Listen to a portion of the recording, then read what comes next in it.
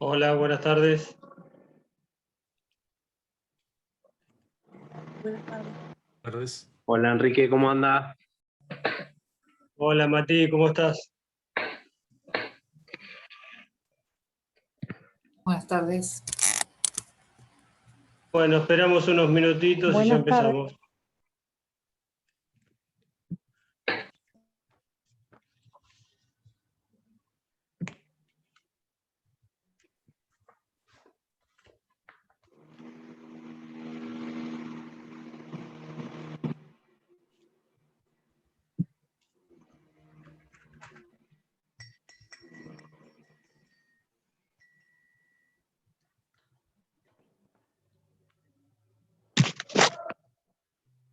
¿Me escuchan bien? ¿Me ven bien ahí? Sí, doctor. Enrique, disculpe, antes, ahí les quería avisar que está cargado ya el parcialito con las 3 preguntas en el campus, y bueno, ahí les puse cómo es el tema, que tienen 6 minutos, que son 3 preguntas, y tienen fecha de entrega hasta el viernes a las 3 de la tarde. Muy bien.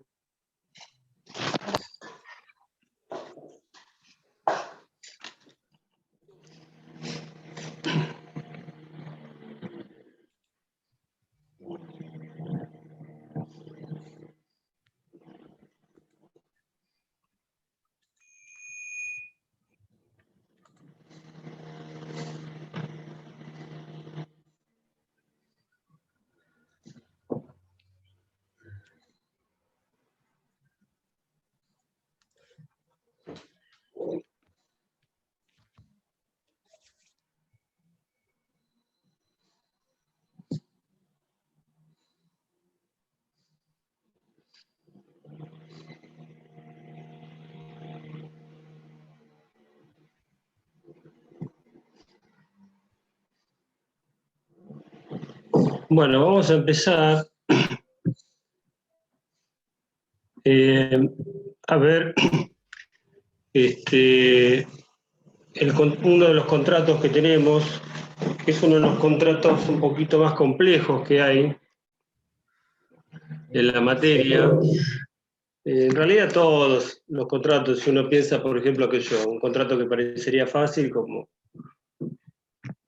corretaje, tiene sus cuestiones, agencia, o sea, no hay contratos fáciles ni difíciles, pero este particularmente tiene una dinámica que por ahí no la conocemos tanto y tiene una faceta bilateral, pues un contrato entre 2 empresarios y una dinámica económica un poco compleja. Entonces, por ahí la cuestión jurídica también deviene un poquito más difícil de entender.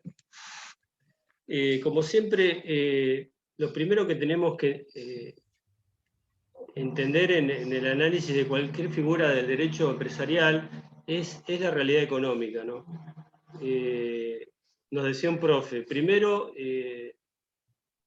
entiendan el negocio de su cliente. Si no entienden el negocio de su cliente, no pueden asesorar a una persona. Primero tienen que entender cómo funciona la empresa, cómo pierde o gana dinero, cómo es sus ventas, cómo es su actividad económica, su rentabilidad dentro de lo que les quiera informar el cliente, ¿no? Pero bueno, el cliente debería ser sincero con ustedes como abogados.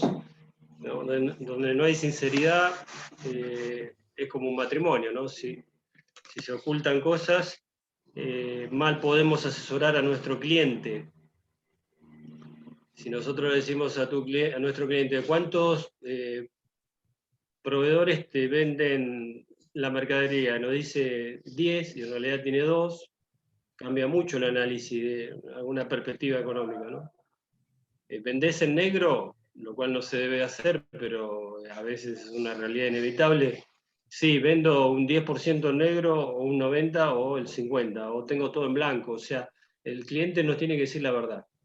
El abogado está para escuchar lo inescuchable, ni hablar cuando hay unos abogados penalistas, ¿no?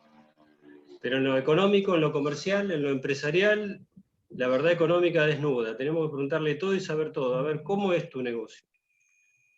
Entonces, lo primero que vamos a tratar de entender es qué es una cuenta corriente desde el punto de vista real de la operatividad económica. Más allá de lo que el artículo 1430 y siguientes del código digan. Más allá no, es decir, vamos a ir al articulado, pero tenemos que saber primero qué es una cuenta corriente.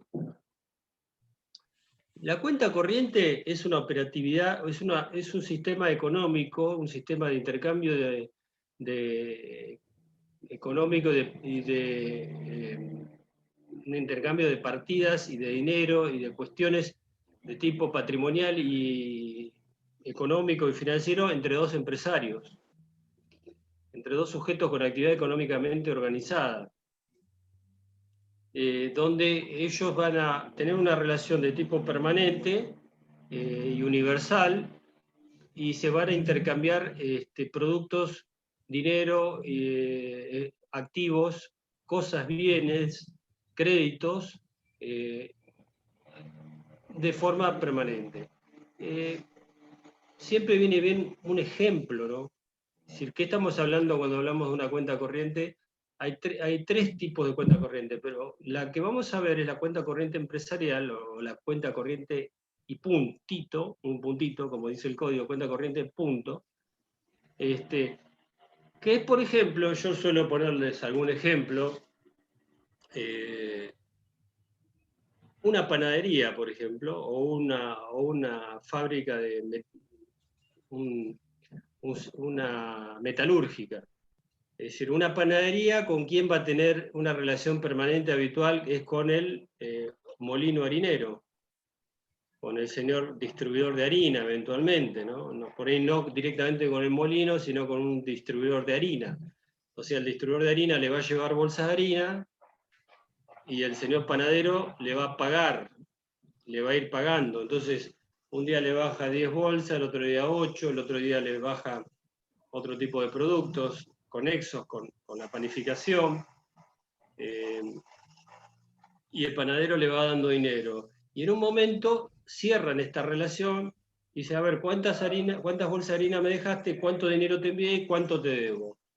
No están todos los días pagando las bolsas de harina arriba del mostrador de la panadería, sino que le va adelantando dinero, le va dando cheques, le firma un pagaré, le firma, no sé, le da un cheque a fecha, le da un pagaré, le da un cheque de tercero, ese cheque de tercero viene rebotado por ahí por falta de fondos. O sea, hace una fluidez de operatividad, y en un momento dicen, bueno, cortamos esta relación, o sea, hacemos el cierre contable, y ahí vamos a saber quién debe a quién.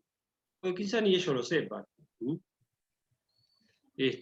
Seguramente el contador de la empresa lo debe saber perfectamente, pero por ahí el empresario a veces en la vorágine de la actividad a veces puede pasar. Esa es una típica relación de cuenta corriente empresarial, una cuenta corriente de la que nos vamos a detener. Otra relación es una metalúrgica, por ejemplo, que necesita hierro, metal, aluminio, acero, todo tipo de metales, y de fundición, o en barra, o en pedazos de metal. No conozco mucho la actividad de las metalúrgicas, y eso lo necesitan para hacer sillas, mesas, estructura de X cuestión que le encargan a sus clientes. Entonces, la metalúrgica tiene que comprar hierro, acero, aluminio, de perfiles, barras, etcétera, de distintos metales, para poder trabajar y hacer los productos que vende. Entonces su relación permanente va a ser con los proveedores, por ejemplo, de aluminio, que le van a estar mandando aluminio en barra, aluminio en perfil, aluminio cortado, aluminio de esta forma, entonces, y la metalúrgica le va a ir pagando por lo que le entrega, por lo que le va a entregar, le va a hacer anticipo, le va a cancelar parte, le va a pedir más mercadería. Entonces, en un momento, la metalúrgica y la fábrica de aluminio van a hacer un corte de esa relación y van a decir, bueno, a ver, ¿cómo estamos en los números? ¿Quién debe a quién? En la actividad se da estas cuestiones, ¿no? Es decir, yo no veo nunca que los señores que bajan las bolsas de harina se lleven la plata en la mano, ¿no? Evidentemente hay una liquidación temporal y posterior de esas mercaderías, que en realidad vamos a decirle materias primas, porque en realidad el nombre correcto de la harina sería materia prima, que luego transformada es una mercadería a la venta, y tampoco veo que los señores que bajen las barras de acero, metal, aluminio, lo que fuere, se lleven la plata tampoco, sino que las fábricas van a estar haciendo el reclamo de dinero correspondiente y la metalúrgica hará el pago correspondiente a posteriori. Entonces, la relación de cuenta corriente lo que permite es generar una fluidez de negociación dinámica en el contrato, sin la necesidad que entorpecería de estar pagando ahí entrega contra plata, reclamo de un saldo, no, pero te entregué, no, pero mañana te traigo, no, pero ayer te pagué. Entonces, una negociación estable, permanente, basada en la confianza entre ambos, de dejar en un limbo de indefinición la calidad de acreedor-deudor por un tiempo, y diferir el pago del eventual saldo deudor al cierre de la cuenta. Entonces, ese sería el típico caso de una cuenta corriente,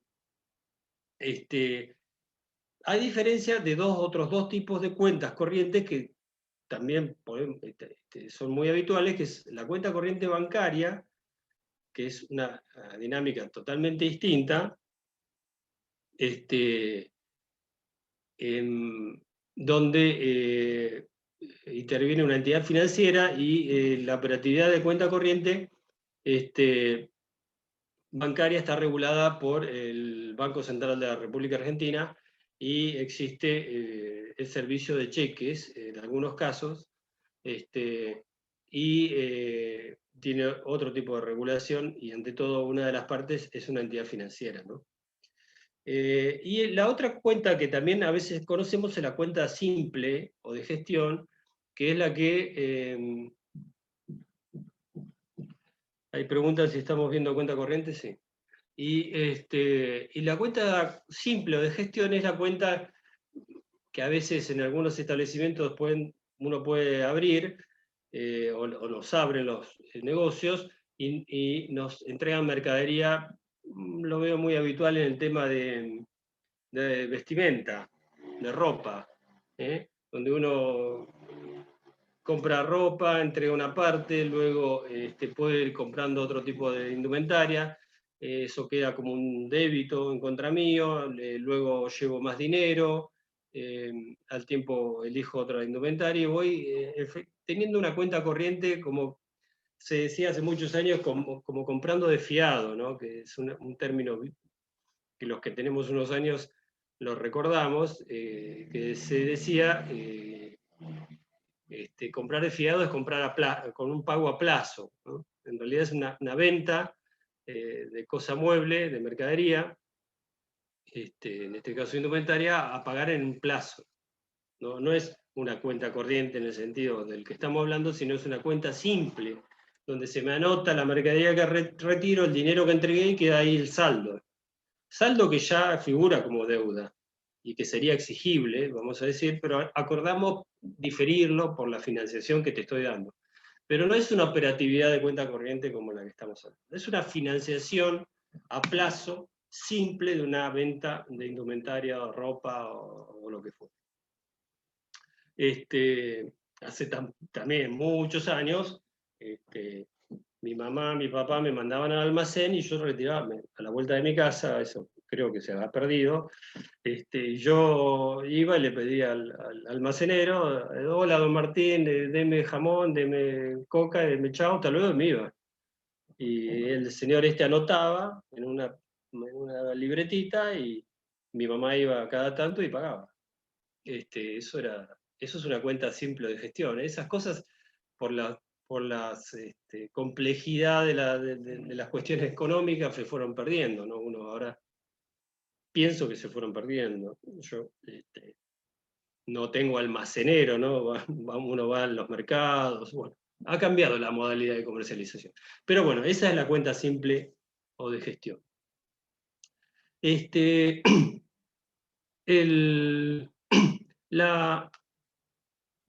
artículo 1430 del Código Civil y Comercial y siguientes trata de la cuenta corriente. Cuenta corriente, punto, y no la describe más que como cuenta corriente. Y la cuenta corriente,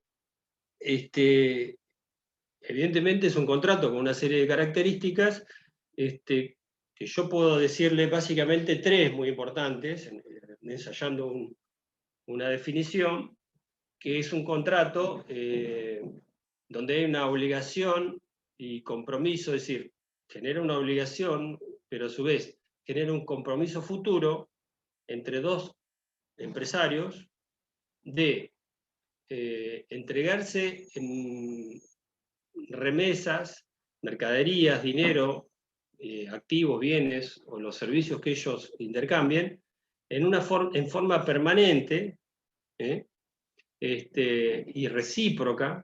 Si yo te envío y vos me enviás, con un plazo determinado de cierre o sin plazo determinado de cierre, y en ese plazo no existirá la característica de acreedor o deudor hasta que lo acordemos el cierre de esta relación.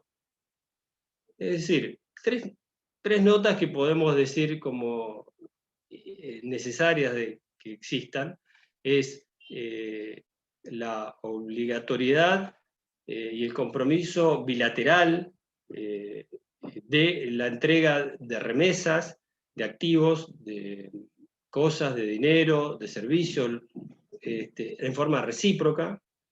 Puede haber o no plazo de vigencia de esta relación contractual, y la no existencia de una relación de deudor o acreedor, sino hasta el cierre de la cuenta. Profesor, Sí. perdón que lo moleste. Hay una compañera en espera. Bueno, ahí la incorporo.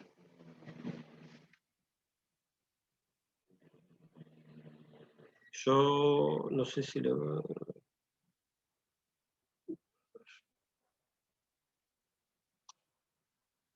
Espera.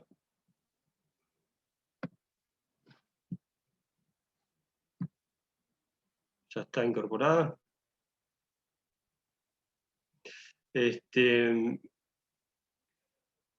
Entonces, acuerdo previo, transferencia y ejecución de las remesas, y cierre y exigibilidad. Si quieren poner así tipo grafiquito, PowerPoint, que mi PowerPoint es un machete a mano que me hice hace un rato, ¿no? Repasando un poquito el contrato. Podemos decir, acuerdo, contrato, más que acuerdo, contrato previo, porque esto se contrapone a la cuestión de la casualidad. Vamos a hacer una cuenta corriente ya a partir de hoy y mañana cerramos. Eso no es una cuenta corriente. Eso es una venta a plazo, acordada y difiriendo una forma de pago. Ahí sigue esperando esta chica. ¿Cómo se llama? Natalia Maselli.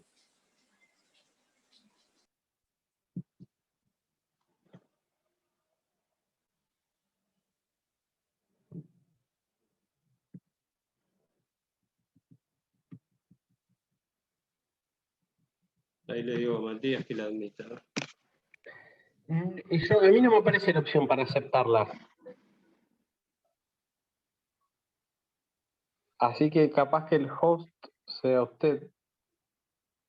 Ahí me estoy fijando igual. Sí, figura como host usted. Tendría que estar en participantes y ahí Participantes. ¿Cómo se llama esta chica? debería aparecer arriba del todo Marceli y que quiere Natalia, ingresar. pues. ¿Natalia qué? No está acá. Marceli.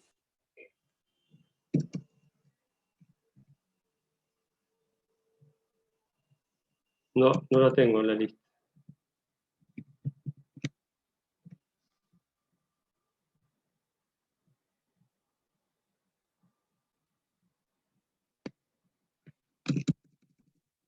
De última que salga y que vuelva a entrar ella, a ver si, porque no aparece por lo visto.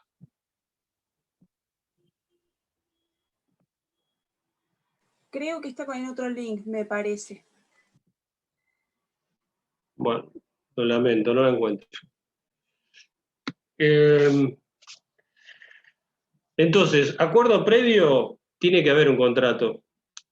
Tiene que haber una deliberada voluntad de celebrar una cuenta, de permanecer, celebrar, ejecutar y permanecer en una relación de cuenta correntismo, o de cuenta corriente. Por oposición a la mera compra financiada. Y el compromiso irrevocable, es decir, no es irrevocable, porque uno puede resolver el contrato, ¿no? Como todo contrato. El compromiso de la universalidad en la entrega de remesas, en la ejecución de remesas. Ahí usamos una palabra que es la universalidad. Es decir, el compromiso de entrega de remesas, de transferencia de remesas, de carácter universal. Es decir, que todas las operaciones de mi empresa, en relación con tu empresa, las afectemos a la suerte de la cuenta corriente, salvo que excepcionalmente una operación acordemos excluirla. Y luego, cierre y exigibilidad. Es decir, hasta que no haya cierre, no hay deudor ni acreedor y no hay exigibilidad del saldo.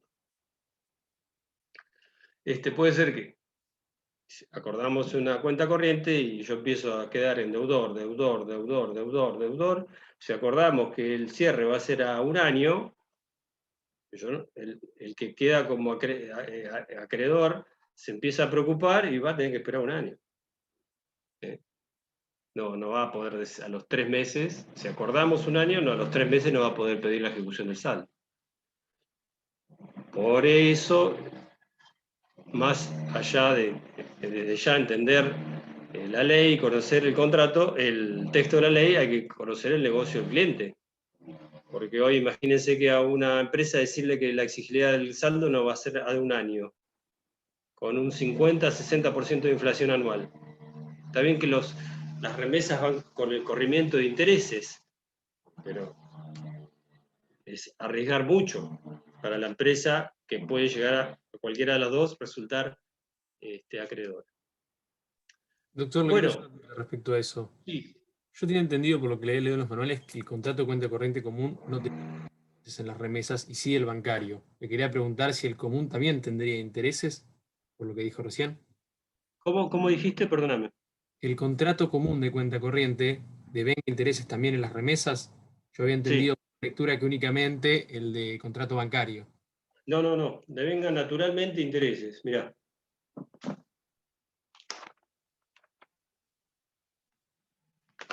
Artículo 1433.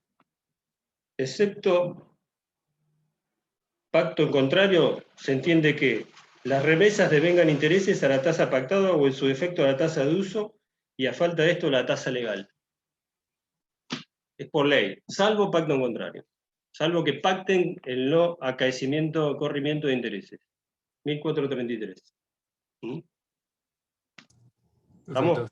Sí, porque yo había leído un caso que en la práctica no se aplicaba tanto, por eso le consulté. Pero Claro, acá expresamente esto se modificó con respecto a la legislación anterior, una economía inflacionaria permanente, histórica, estructural de Argentina, debía contemplarse esto y se contempló.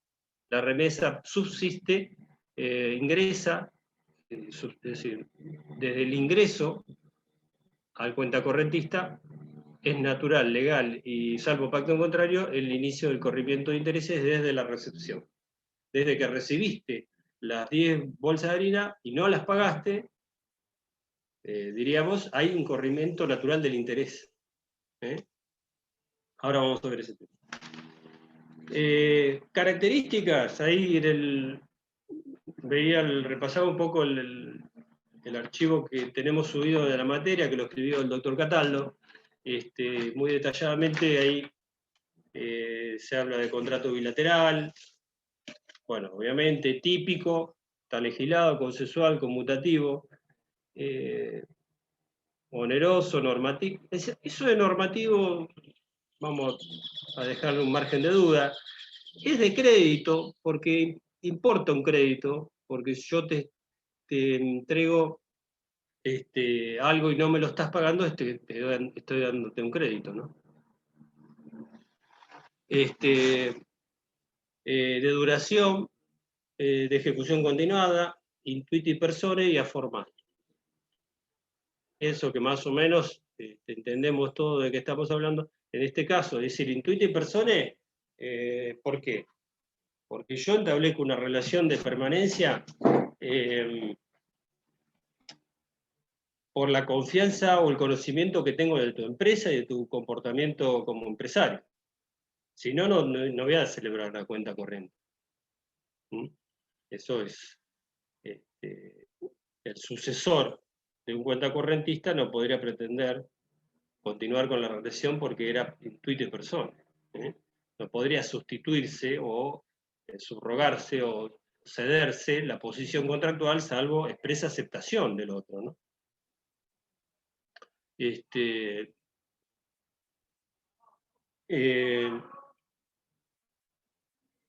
Yo pensaba, por ejemplo, no sé si ya vieron el contrato de concesión, o lo van a ver, creo.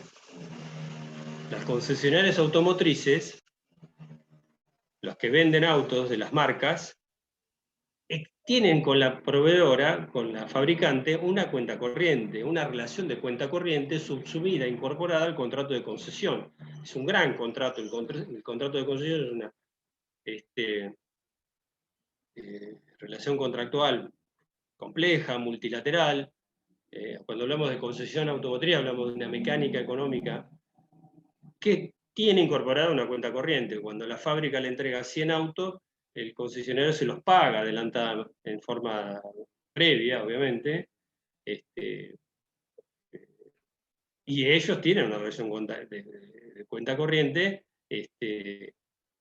atípica, propia, vamos a decir, pero basada en que el concesionario tiene una relación con el fabricante y garantías y una seguridad para que lo designen concesionario, si no, no lo hubieran designado. No es que yo hubiera dicho, che, dame una concesión a mí de Audi. No, y si vos sos escribano y docente, por más que me lo pida y que me ponga garantía, yo no te voy a dar a vos, que sos escribano hace 32 años, a que vendas Audi. ¿A quién le vas a vender? O sea, intuiti persone, en razón de la calidad y las características empresariales y la seguridad que le va a dar al otro cuentacorrentista tener esta relación con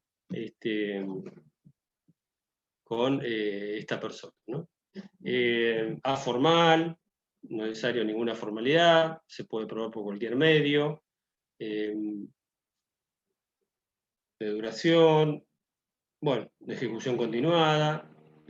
Bien, las características que estamos viendo, que estamos hablando, van a ir saliendo naturalmente de lo que estamos conociendo. 3 o 4 puntos, a mí no me gusta, es decir, me gusta que ustedes pueden leer después de esta clase o antes, haber leído algo y luego lo tengan un poquito más claro. Por ejemplo, el tema del plazo. Acá tenemos el artículo 1432, dice, excepto convención o uso, en contrario, Es decir, la convención o los usos y costumbres. Desde ya que diríamos que sería poco recomendable dejar un contrato de cuenta corriente sin un plazo, salvo que les convenga a las partes que abogamos o asesoramos, y eso va a quedar determinado al uso y costumbre del tipo de operatividad, del tipo de actividad económica. Pero queda la interpretación de que el día de mañana un juez diga, sí, era de uso y costumbre hacer cierres trimestrales. Entonces, la convención o los usos y costumbres. Si no hubiere nada establecido al respecto, o quedara un margen de duda, o el juez tuviera que determinarlo, las partes en una mediación o en una interpretación busquen, la ley dice 3 meses. Los periodos son trimestrales, computándose el primero desde la fecha de la celebración del contrato.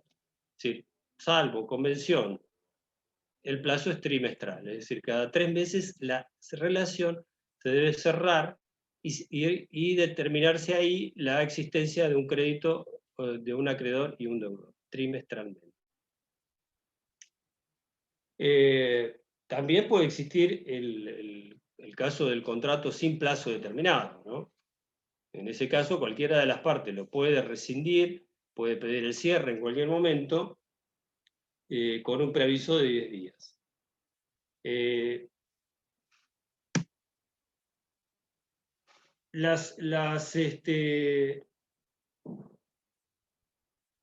Los contratos sin tiempo determinado y sin plazo determinado, ¿se pueden rescindir? Sí. No es que no se puedan rescindir, debe haber, como toda resolución o finalización de un contrato, una causa. Y si no existiera una causa o no se invoca una causa, la resolución del contrato por una de las partes, estamos hablando de un contrato sin plazo, podría, aún sin plazo, generar un perjuicio a la parte que no quiere resolver el contrato. Es decir, la no existencia de plazo no genera una indemnidad a la resolución intempestiva. Repetimos, la no existencia de plazo no genera una indemnidad o un bill de indemnidad a que yo pueda rescindirla de un portazo a la relación contractual. Profesor, Sí, ¿y la no existencia de plazo determinado significa que se están permanentemente renovándose? Claro, implica eso, tácitamente, una renovación permanente, y que también en cualquier momento una parte puede decir, pido el cierre y rescindo. Tácita ¿Existe en reconducción. realidad algún caso así? Porque me resulta raro. Sí, pido el cierre y rescindo. Sin Sin establecer una causa se puede rescindir. Claro, bueno, a esa cuestión íbamos. Nosotros tenemos, en ese caso, sin plazo, tácitamente reconducido, por una duración, que era ya usos y costumbres habitualmente, que sí, y un día no. Bien. ¿Qué dice? Voy a la ley. Dice, el contrato no tiene plazo. En este caso, cualquier parte puede rescindirlo.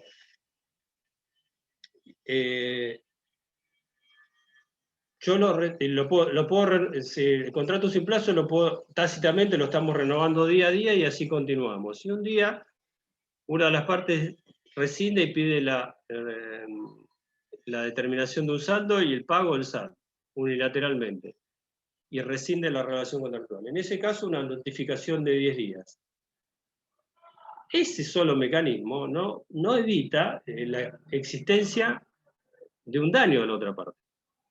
O sea, lo que dice acá no importa más que una estructura legal, pero luego, ante un debate, diríamos, porque yo te avisé 10 días antes, eso no me da la indemnidad de no haberte dañado.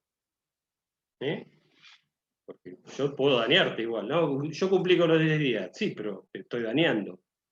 Ni hablar si el contrato es a plazo.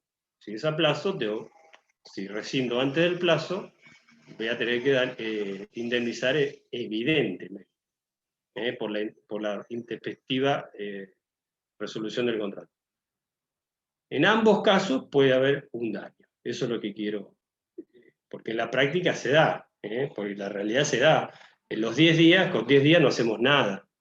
Sí puedo probar el daño. Todo daño hay que probarlo, ¿no? Al juez no se le puede ir con un cuento, vamos a decir.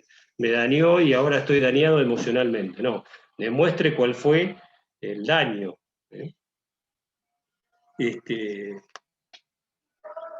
Profesor, a mí no me quedó claro si tenía que haber una causa o no para rescindir del contrato.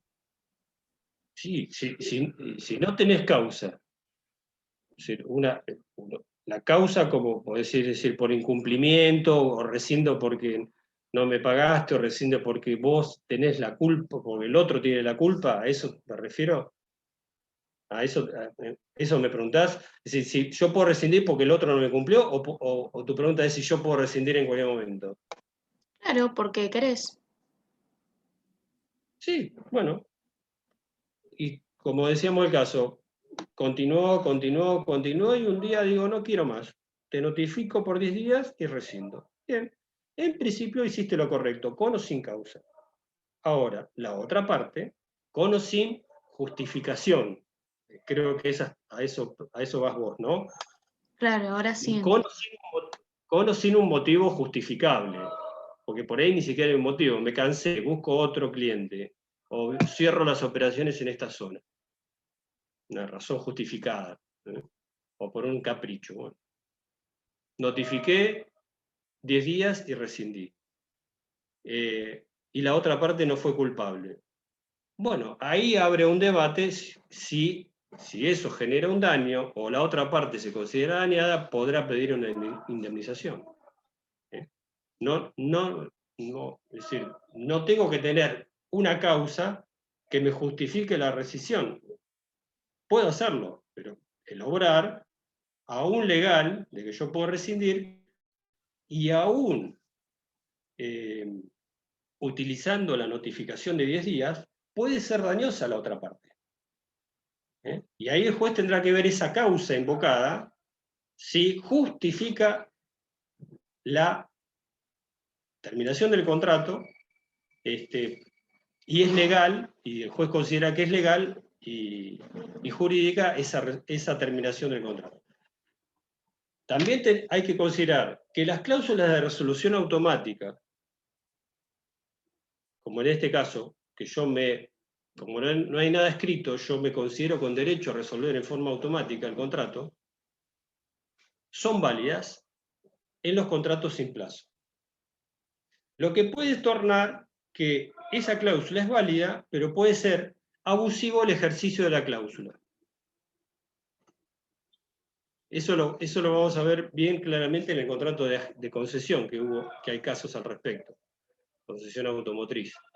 Es decir, yo tengo una cláusula que me permite resolver el contrato en forma unilateral sin plazo, o ponerle con plazo, o con plazo vencido, o con un plazo que sea renovado indefinidamente. Es decir, yo tengo una cláusula que me permite resolver en forma unilateral. Bárbaro, la tengo acá en el artículo tal.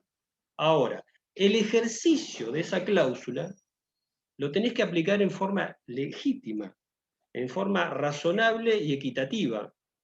Porque aún siendo legal y estando escrita la cláusula, vos con el uso de esa cláusula podés dañar.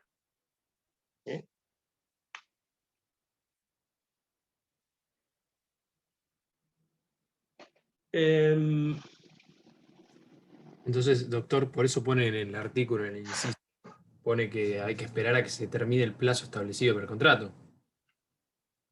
O sea, Sí. Si no hay plazo, no habría que esperar nada. Claro. Y todo va a depender de la realidad económica de la operatividad. A ver, cómo venían operando estas dos empresas. ¿Por qué una decidió, después de 5 años de cuenta corriente, o un año o lo que fuere, resolver la relación y exigir el pago del saldo y nombrar otro cuenta correntista en la zona. Entonces hay que ver la realidad económica. Y desde ya las causas. Como decía, pensando el término causa como justificación de la resolución. Si hubiere.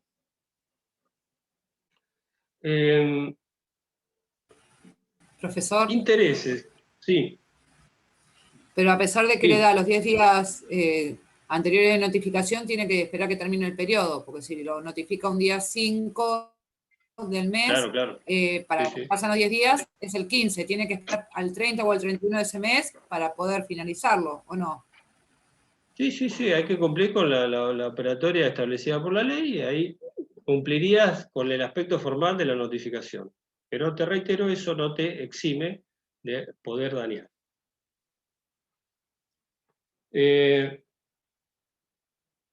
Intereses. Habíamos visto algo que había comentado un compañero de ustedes. Yo te entrego activos, cosas, bienes. Remesa puede ser todo. La palabra remesa es media que no la conocemos mucho. La remesa es el objeto de negociación de la operación individual. Si ponemos la relación entre el molino harinero y una panadería, sería las 10 bolsas de harina que le bajó ayer y le entregó al panadero, esa es una remesa. El objeto de esa entrega, de esa negociación individual, son 10 bolsas de harina. ¿Qué puede ser remesa? Todo, salvo los créditos litigiosos, los créditos que no pueden determinarse su valor. Los créditos o activos o cosas o bienes sometidas a una inseguridad jurídica o económica que pueden tornar en un valor que luego desaparezca, es decir, que ese valor no sea cuantificable. Es decir, la remesa tiene que ser todo aquello que tenga un contenido patrimonial, determinable y liquidable.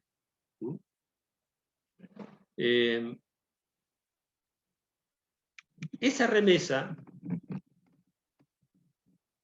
se discutió muchas cuestiones en la doctrina y se sacó del texto de la ley una palabra que era la entrega en propiedad. No está la palabra entrega en propiedad, antes estaba, era 770 y pico del código, creo que me lo había macheteado por algún lado y ya me olvidé, del Código de Comercio anterior, que decía que era la entrega en propiedad, que la remesa se entregaba en propiedad.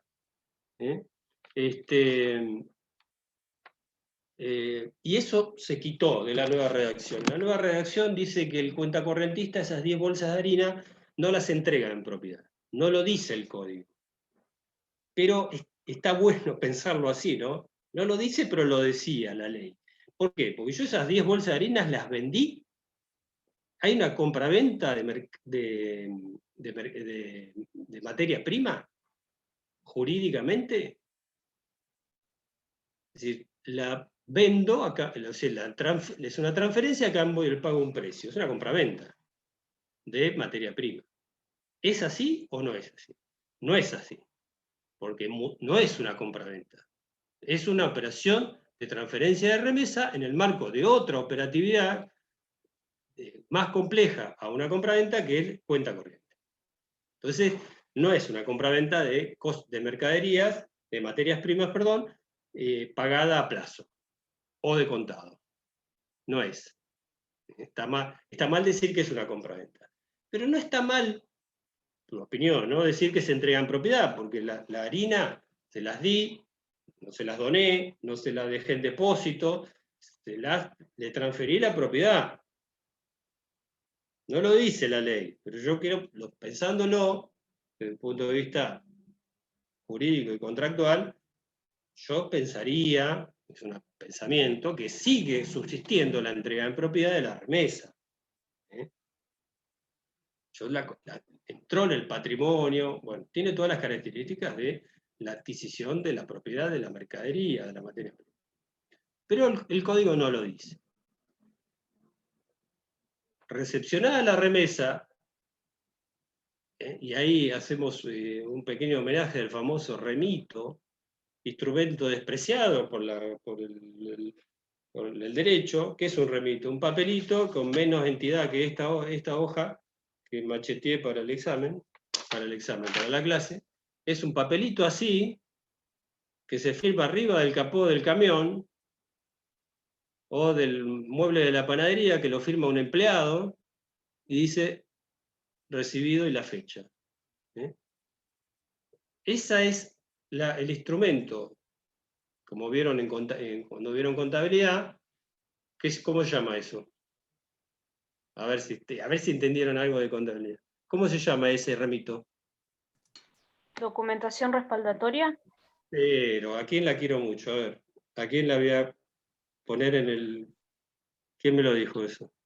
Yo. ¿Lorena? Sí. Lorena ayer. Bueno, se ve que fue a la clase, la niña fue a la clase de contabilidad. Documentación respaldatoria del asiento contable. ¿Cuál es? Doctor, eso se lo agrega, digamos, al libro diario de todo lo que uno va haciendo, digamos, durante las transacciones, digamos. Eso se incorpora, además. O sea, el remito... El libro diario, en el libro diario, vos haces el asiento de que salió de tu molino harinero 10 bolsas de harina. Hiciste la venta. ¿Cuál es la documentación respaldatoria de ese asiento contable? ¿Está bien? Vamos a detenernos un minuto en esto. Puedo decir, vendí 10 bolsas de harina. El remito que usted le entregan de que entregó la mercadería. Eso lo dice. El remito y la factura, exactamente. El remito y la factura de venta. Porque si no, yo digo que vendí 10, vendí 100, vendí 1000. ¿A quién se la vendiste? Entonces, esa es la prueba.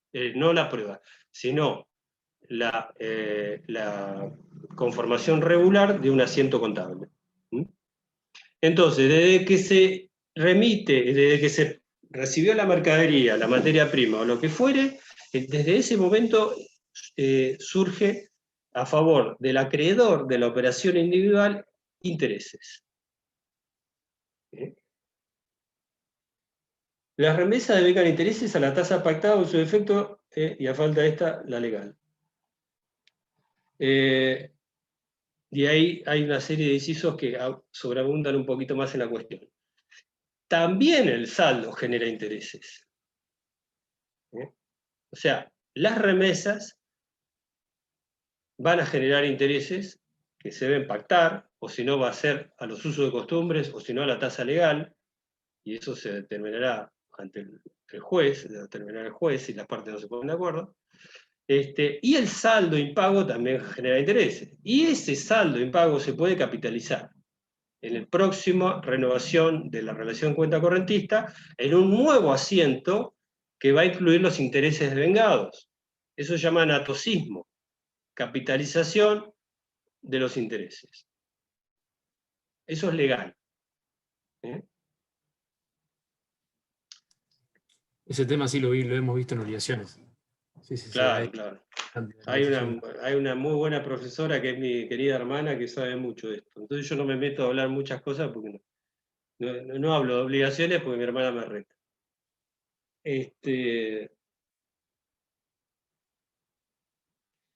Bien, vamos, así avanzamos haciendo un salpicadito de temas.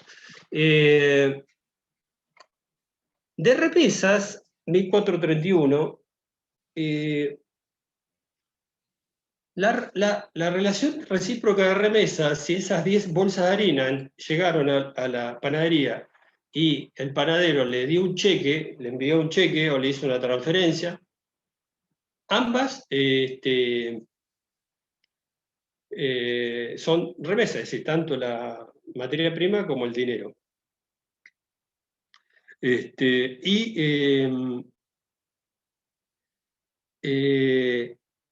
Existe lo que se llama concepto de la irrevocabilidad y la universalidad de las remesas. Es decir, yo con ese molino o ese distribuidor de harina me baja, viene el camión, una cosa espantosa, que yo veo que se ponen las bolsas de harina en la cabeza, ¿no? Los chicos, he visto esos obreros, y yo que sufro tengo una operación de la columna de hernia de disco, pienso que se le debe estar aplastando las cervicales. Bueno, cosa de viejo, ¿no? Viste que los viejos pensamos las enfermedades, ustedes no, porque son la mayoría jóvenes. Yo los miro y digo, oh, esas cervicales, esas lumbares, ¿viste? Esas cosas de viejo. Abrigate, nene, que hace frío, ¿viste? Cuando tenés 20 años no sabés ni lo que es una campera, nunca te duele la espalda. Bueno, digresión aparte. Profesor, ¿puedo preguntarle algo del 1431 que no entiendo? Sí. Dice, no pueden incorporarse a una cuenta corriente los créditos no compensables ni los ilíquidos o litigiosos. ¿No compensables qué sería? Todos los créditos que no, por ejemplo, un crédito de carácter personalísimo que no puede ser compensado por un valor equivalente. Algo que representa un valor no compensable por otro, no emparentable económicamente por otro. Es decir, indeterminable, vamos a decir. Es decir, el litigioso, bueno, no va porque es indeterminable el valor porque está sometido a un alia. Y el no compensable es que la característica del mismo hace no equiparable a valores. Entonces, cuando lo quieras cerrar, no podés darle un valor. Entonces, todas las operaciones, decíamos, pónganle que el molino y la panadería tienen una relación de cierre mensual. Del día 1 al 31 que tuve este mes, todas las operaciones que hemos tenido entran en la relación de cuenta corriente. Esa es la vocación universal e irrevocable de la relación de cuenta corriente.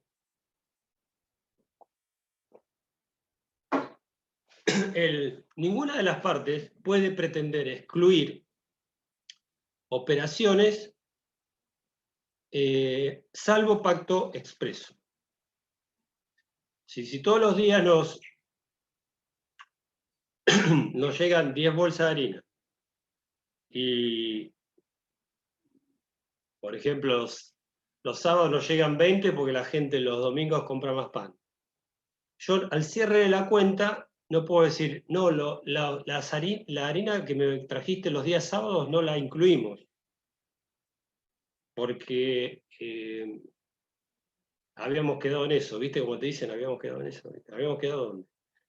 No, todas las operaciones se incluyen en la relación. Yo no puedo pretender, ni una parte ni otra, excluir una operación, salvo que expresamente lo hayamos pactado. No hay posibilidad de que un cuentacorrentista pretenda quitar del cierre de las operaciones, cuando cerramos las operaciones, una operación. Les pongo un caso que me acuerdo un ejemplo. Era una relación entre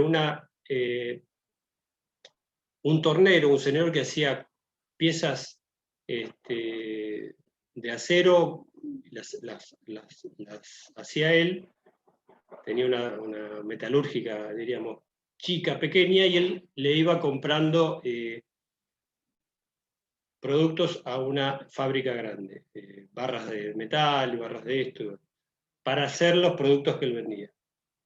Que él vendía muebles de hierro, hacía muebles de hierro. Entonces, él en un momento les compró a esa metalúrgica un torno. Un torno es esa máquina que hace agujeros al mismo metal. A la misma fábrica que él le compraba barras de acero, barras de hierro, barras de aluminio, un día le compró un torno. Al cierre de la cuenta, el tornero dice, no, esa operación no me la podés incluir en el cierre de la cuenta. porque no era propia de la actividad nuestra que yo te compre un torno. Yo venía comprándote siempre barras de hierro, de acero, de aluminio. Esa es una operación excluida de nuestra relación contractual. Llegaron a un juicio y terminaron dándole la razón a la fábrica diciendo que no hay operaciones excluibles por la sola voluntad unilateral, no comunicada a la otra parte. ¿Por qué? Porque al señor tornero no le convenía incorporar el torno, que era muy valioso, a la relación de cuenta corriente. Quería pagarla como quería, a los postres, más financiada y a futuro. Entonces, el principio que la jurisprudencia lo ha conservado siempre, es la universalidad y la irrevocabilidad de todas las operaciones. Salvo expreso pacto en contrario. Pues yo puedo decir, bueno, tengo una relación de cuenta corriente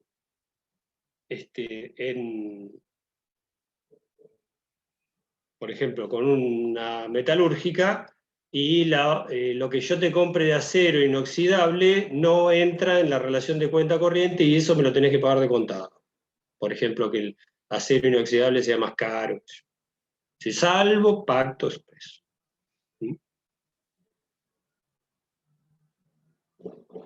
Bien. El artículo 1435, que es la cláusula salvo encaje, este concepto se ha universalizado. Es un concepto que existía como excepción en la anterior legislación.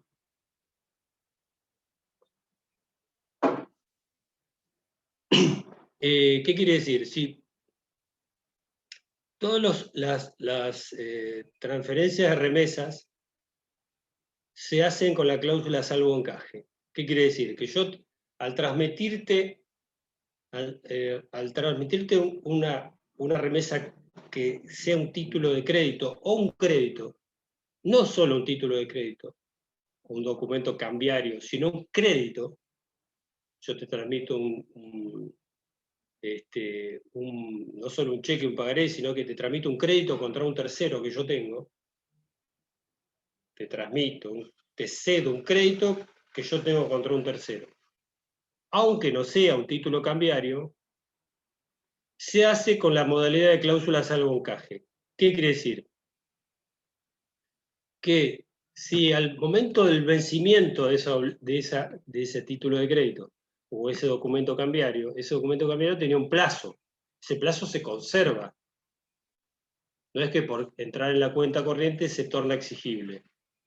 Si ese crédito o ese documento cambiario era 6 meses, va a ser ejecutable dentro de los 6 meses, ¿no? al deudor.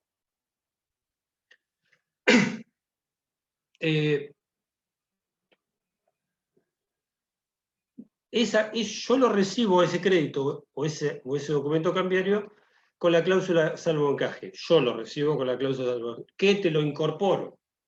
Como un crédito a favor tuyo, pero con la condición que si a su vencimiento no se paga, yo en mi contabilidad lo transformo el ingreso como un crédito a favor tuyo y lo paso a un débito en contra tuyo.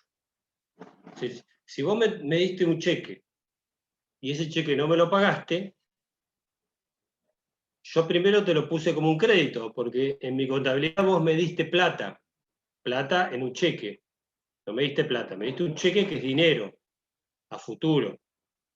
Pero igual es un crédito que vos tenés, porque vos me diste algo. Entonces yo te pongo a favor tuyo un crédito, que es el valor del cheque. Cuando yo voy a cobrarlo, ese cheque viene rebotado por falta de fondos. En ese momento, la cláusula salvo encaje me habilita a hacer ¿qué? Un contrasiento. Otro tema de contabilidad que es un tema apasionante. ¿Qué es un contrasiento? Lo había puesto como crédito a favor del el remitente de ese crédito, lo mutuo, lo transformo en un débito. dice, si el crédito no es satisfecho su vencimiento o antes de hacerse exigible contra cualquier obligado, el que remite la remesa puede, el que recibe la remesa puede, a su elección, en ese caso el que recibe la remesa, que yo recibí el cheque, puedo esperar y cobrarlo. Puedo cederlo inclusive, ¿no? Puedo transferirlo. Y puedo incorporarlo como un activo a favor del que me lo da. Y también puedo, una vez no pagado, mutarlo, en vez de un crédito, en un débito contra el que me lo remitió. Todo eso me lo permite hacer la cláusula de salvoencaje. Entonces, debe pactarse expresamente, es legal. Si no lo decimos, sería operativa la cláusula, pero diríamos que es propio y natural de todo crédito la aplicación de la cláusula de salvoencaje. Salvo que digamos que recibo el crédito y renuncio a la cláusula de salvoencaje. O sea que me soporto y asumo yo el alia y la cobrabilidad del crédito.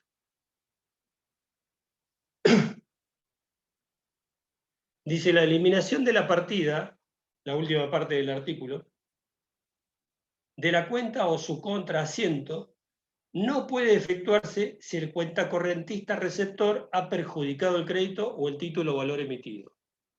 ¿Qué quiere decir eso? Mientras me tomo un traguito de agua.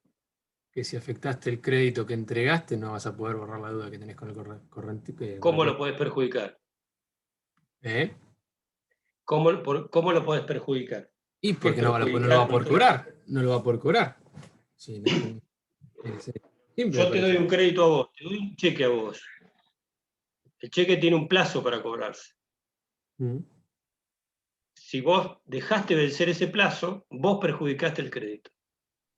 Exacto. Es culpa tuya. Si vos tenías un cheque que tiene un plazo para ser presentado al cobro al banco, no lo hiciste, lo perjudicaste. Entonces, en ese caso, vos no podés hacer no podés aplicar la cláusula de salvoencaje porque vos perjudicaste el título. Vos como receptor perjudicaste el título. Exacto. Si no, es una cláusula importante que permite operar con cierta seguridad con la recepción de títulos de crédito o títulos cambiarios. Y títulos cambiarios, ambos.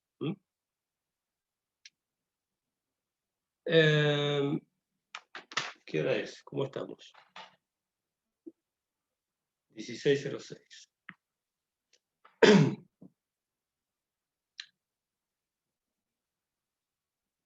Cobro ejecutivo. Bueno, este artículo me encanta porque una vez se acordaron de los escribanos.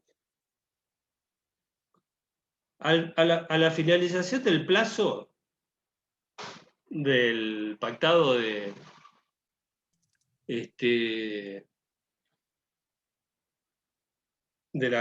al cierre de la cuenta, se determina un saldo a favor o a acreedor o deudor.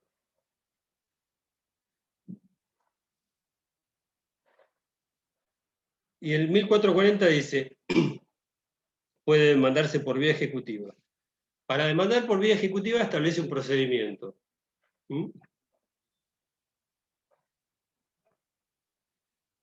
Confirma, certificada por escribano o reconocida judicialmente. Y la segunda parte dice, si el resumen está acompañado de un solo certificado por contador público y notificado mediante acta notarial, fijándose la sede del registro del escribano.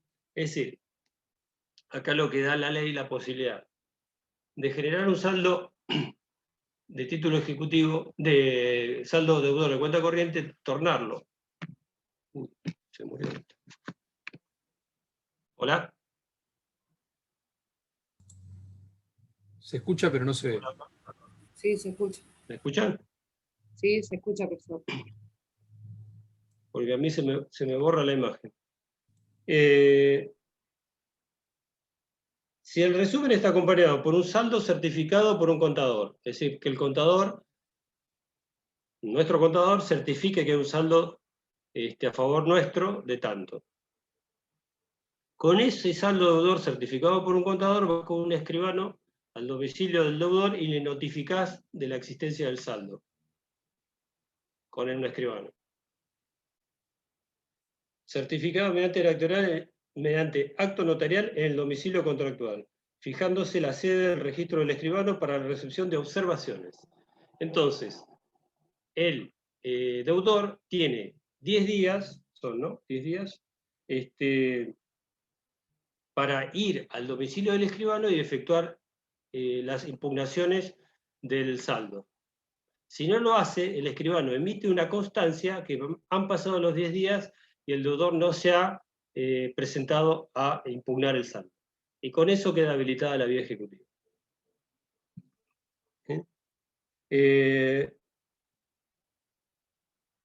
¿Estamos? O sea, una vez nos dieron laburo a los escribanos. Hasta ahora, esto entró en vigencia en el 2015, estamos en 2021, nunca me tocó hacer una certificación de saldo deudor de cuenta corriente. Estoy esperando para hacerlo. Entonces hay dos vías, la vía reconocida por medio fehaciente o judicialmente, o la vía notarial.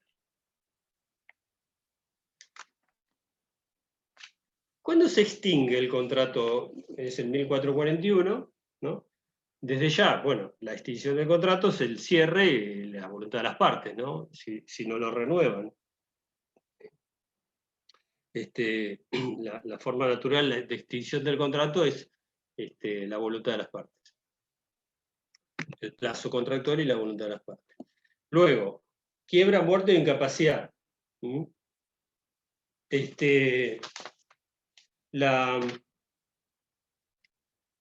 La quiebra, el pedido de quiebra, el pedido de concurso, o la incapacidad o el fallecimiento son causas de la extinción de la relación porque, por distintos motivos, si la muerte, como es un contrato intuitivo personal, queda extinguido, la incapacidad, la quiebra y el concurso. Ambas situaciones, no me quiero meter mucho en los efectos del concurso en la cuenta corriente porque es un tema un poquito complejo, pero diríamos que el pedido de concurso o la presentación en concurso o la quiebra decretada de un contracorrentista es causal automática de extinción de la relación contractual. Y de ahí establece de pleno derecho, pasados 2 periodos completos o el lapso de un año, el que fuere menor, sin que las partes hubieran efectuado ninguna remesa. Eso es como la relación quedó sin operatividad, ahí la ley establece un plazo como para darle motivo legal a la extinción de la relación por no operatividad a la misma.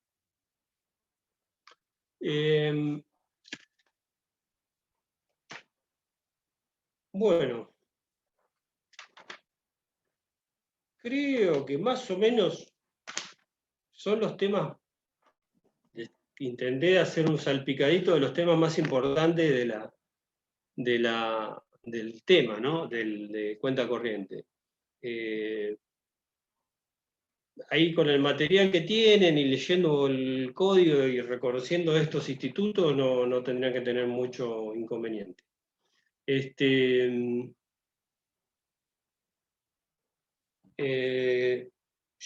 Teníamos que ver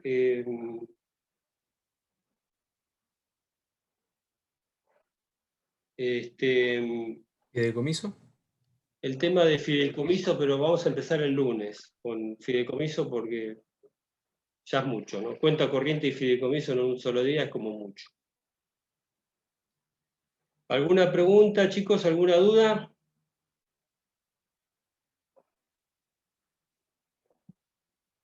A estudiar, ¿no? Sí, creo que quedó claro los temas. Bueno, nos veo el lunes entonces. Gracias, profe. Hasta el lunes. Gracias. Buen fin de semana. Gracias. Gracias, profesor. Gracias. Doctor. Hasta el lunes, gracias. Gracias, Doctor. profe.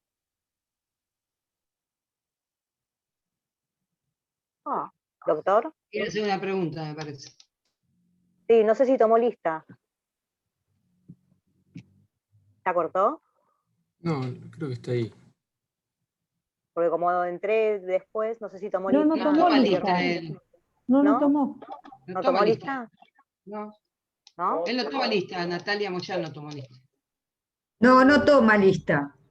¿No? Bueno, bueno, para No. quedarme tranquila, como el link que yo estaba era el link del grupo y la verdad que no me podía conectar hasta que me pasaron Ojo otro con eso, link que porque no en el grupo hay dos links. El de abajo es la plenaria y el de arriba es el El de arriba es él. Las No, plenarias pero al segundo. A la yo segunda. estaba en el de la plenaria, que decía plenaria, es más, le había mandado la foto del grupo si era ese, y después no sé quién me pasó un link y ahí pude entrar. Por eso No, es que preguntaba si habían tomado... por eso te avisaba, porque hay dos links y el de la plenaria lo vamos a usar creo en la segunda parte. O sea, el primero que aparece es el que es de todas las clases comunes.